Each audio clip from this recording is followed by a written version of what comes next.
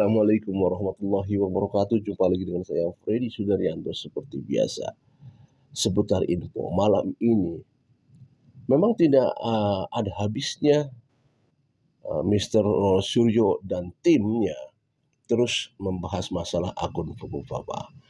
Dan juga bukan hanya tim daripada Mas Suryo, tetapi juga adalah pengikut-pengikutnya yang memang terus berupaya untuk terus pengen membongkar masalah akun Fufu Papa. Yang kita ketahui disinyalir bahwa Suryo sudah mengatakan bahwa 99,9% akun Fufu Papa adalah milik Mas Gibran. Walaupun belum ada secara resmi kepastiannya. Dan upaya-upaya itu dilakukan agar mereka menginginkan agar dari pihak pemerintah, karena Mas Gibran ada di pihak pemerintah yaitu sebagai wakil presiden, menginginkan supaya merespon ini semua. Tetapi sekali lagi bahwa Mas Gibran hanya mengatakan tanyakan saja sama yang punya akun. Simpel jawabannya. Karena siapa yang punya milik akun? Kan tidak ada yang pernyataan resmi dari pihak yang memang dipercaya untuk supaya bisa menentukan siapa sebenarnya kepemilikan daripada akun Fufu Papa tersebut. Kita tahu bahwa ada yang mengcounter akun Fufu Papa ini bahwa ini bukan milik Mas Gibran, yaitu tidak lain dan tidak bukan adalah Mbak DJ anak jenderal, yang jelas-jelas beliau menantang Mr. Suryo untuk beradu argumen masalah akun Fufu Papa dan juga mengajak berdebat secara data. Itu yang diungkapkan oleh DJ anak jenderal. Coba kita lihat sekarang yang terbaru lagi nih. Saya mau mandi baca komen ini nih. Hanya orang yang ahli yang bisa melacak jejak digital. Memang kejam. Roy Suryo memang seorang ahli digital forensik. Bukan hanya Roy Suryo saja yang bisa mengecek jejak digital, kita juga bisa. Makanya saya ajari kamu ya untuk mengecek. Kalau kamu muslim tentu kamu tahu hadis yang masyhur yang mengatakan bahwa Rasulullah berkata, cek dulu kalau ada orang fasik datang membawa berita. Kamu tahu siapa maksudnya orang fasik? Orang fasik itu muslim, cuman dia lebih sering bohongin kita dengan berita-beritanya. Contohnya Roy Suryo. Roy Suryo pernah dipenjara karena dia membohongi kita dengan rekayasa-rekayasa foto, ya, foto Pak Jokowi digambarkan di stupa Borobudur, ya, dan itu akhirnya menyebabkan orang Buddha itu tersinggung karena dianggap itu adalah penistaan agama. Nah, orang semacam Roy Suryo ini adalah orang fasik yang ketika dia membawa berita harus kita cek dulu kebenarannya sesuai dengan perintah Rasulullah SAW. Nah, saya sudah mengajarkan cara mengecek kebenaran dari berita yang dilempar oleh Roy Suryo ini.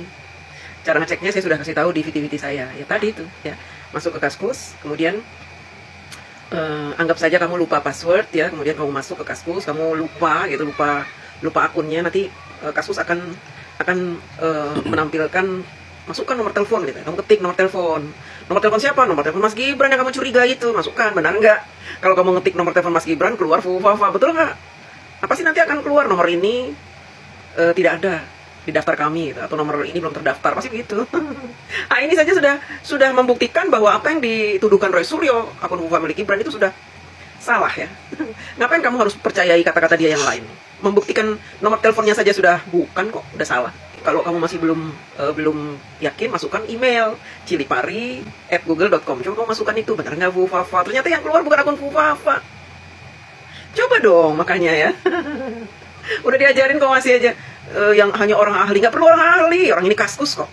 Ini masalahnya Kaskus, bukan kasus-kasus yang berat gitu, yang membutuhkan seorang tenaga ahli IT. Kita aja udah bisa kok.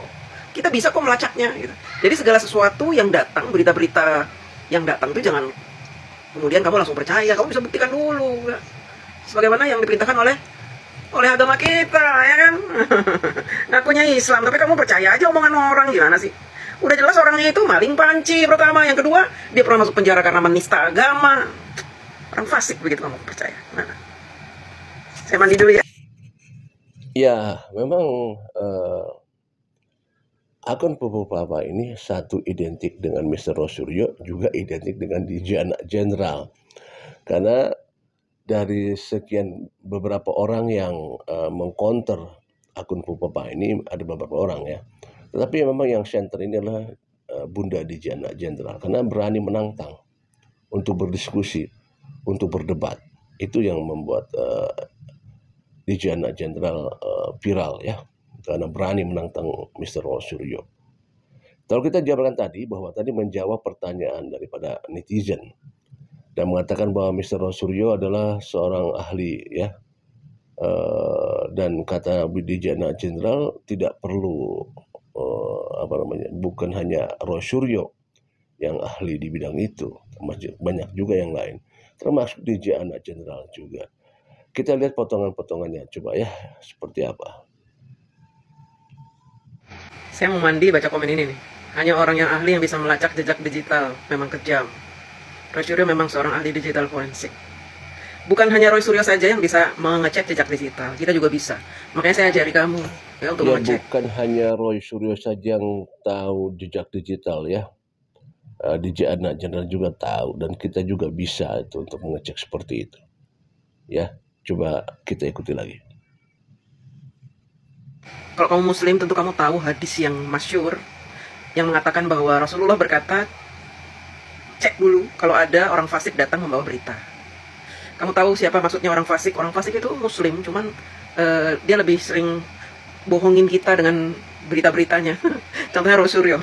Roy Suryo pernah dipenjara karena dia membohongi kita dengan rekayasa-rekayasa foto, ya, foto Pak Jokowi digambarkan di stupa Borobudur, ya.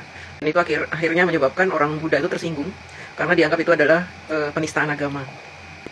Nah, orang semacam Roy Suryo ini adalah orang fasik yang ketika dia membawa berita harus kita cek dulu kebenarannya sesuai dengan perintah Rasulullah SAW.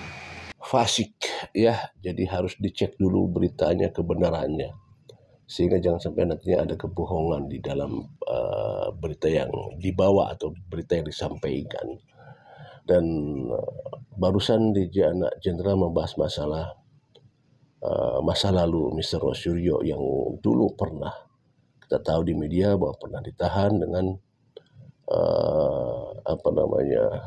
ilustrasi disampaikannya itu stupa atau meme stupa di Borobudur yang mirip dengan wajah Pak Jokowi, dan kita ketahui dan itu sudah mendapatkan hukuman ya. Tentu ini menjadikan pembelajaran, berarti punya secara tidak langsung Mr. Rosuryo sudah punya hal-hal yang berkaitan dengan masalah digital ya seperti itu sehingga bisa mengedit. Nah, disampaikan memang di sana katanya bukan akunnya Mas Rosuryo yang mengedit itu. Ketika kalau nggak salah ada 2 atau 3 katanya ya. Seperti di pembelaannya Mr. Rosuryo seperti itu. Tetapi kan kita sudah ketahui bahwa hasil daripada vonis majelis hakim seperti apa ya. Coba kita ikuti lagi ya. Ya, kalau kita membahas masalah fasik tadi yang disampaikan bahwa harus diuji dulu kebenarannya, dan sudah kita lihat jejak digital Mr. Rosuryo ya. Tentu kita pengen tahu sih dulu apa sih kasusnya, yaitu meme itu. Meme gambar stupa Borobudur yang mirip dengan Bapak Jokowi, wajah Bapak Jokowi. Seperti apa sih itunya, coba kita lihat ya.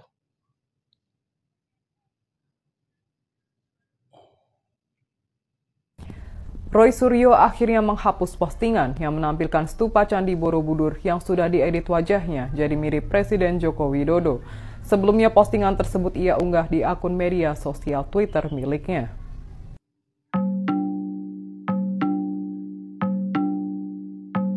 Di postingan itu, Roy Suryo menyinggung soal harga tiket naik ke Candi Borobudur yang melambung hingga Rp750.000. Unggahan bertanggal Jumat 10 Juni 2022 tersebut menampilkan 2 foto meme stupa Candi Borobudur yang sudah diedit wajahnya jadi mirip Presiden Jokowi. Sementara di meme lainnya, terlihat patung stupa Candi Borobudur sudah diedit wajahnya jadi mirip Presiden Jokowi dengan caption, "Si stupa Candi Borobudur ada patung Dewa Anyar." Karena dihujat netizen dan memicu banyak kontroversi, Roy Suryo akhirnya menghapus postingan soal stupa editan dengan wajah Presiden Jokowi tersebut. Ya, itu masa lalu ya. pas masa lalu. Tetapi kita kan pengen tahu ya, apakah memang mirip enggak sih itunya, editannya.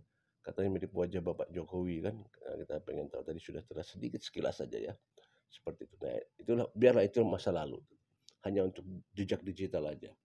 Jadi kembali lagi bahwa bukan hanya Mr. Rosulu saja yang mengerti masalah digital ini.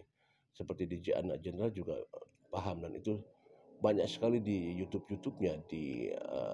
Coba kita silahkan lihat, mampir ke YouTube-nya Mbak DJ Anak Jenderal. Di sana dijelaskan panjang lebar dan membantah semua pernyataan Mr. Rosuryo dan meyakinkan bahwa itu bukan akunnya Mas Gibran menurut DJ Anak Jenderal, dan menantang untuk beradu argumen. Ini yang akan kita tunggu.